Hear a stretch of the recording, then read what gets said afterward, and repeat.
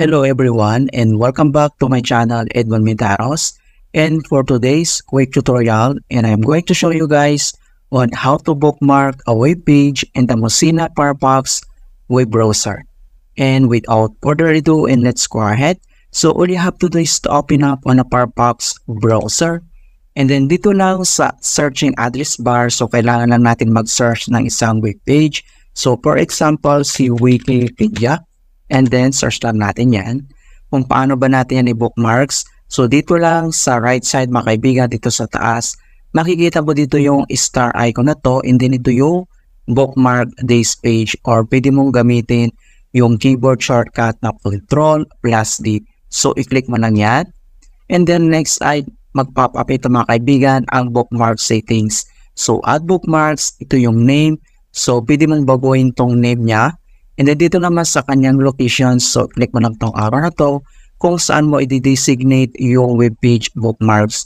Yung toolbar, bookmarks menu, other bookmarks, and then yung choose, mga kaibigan. So click mo lang yan.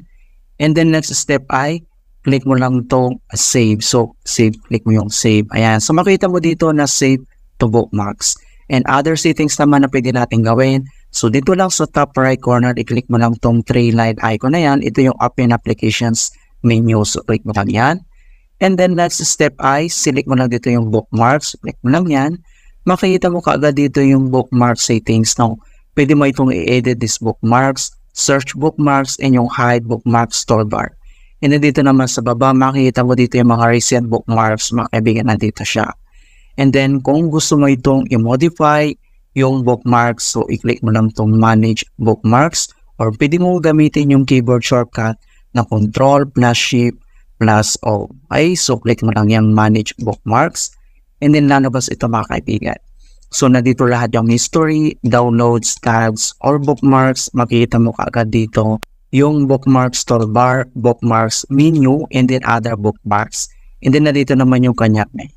Ayan, so ganoon lang po kasimple on how to bookmarks a web page in Mozilla Firefox web browser.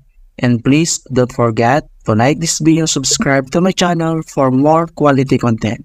Thank you guys, and see you in my next tutorial.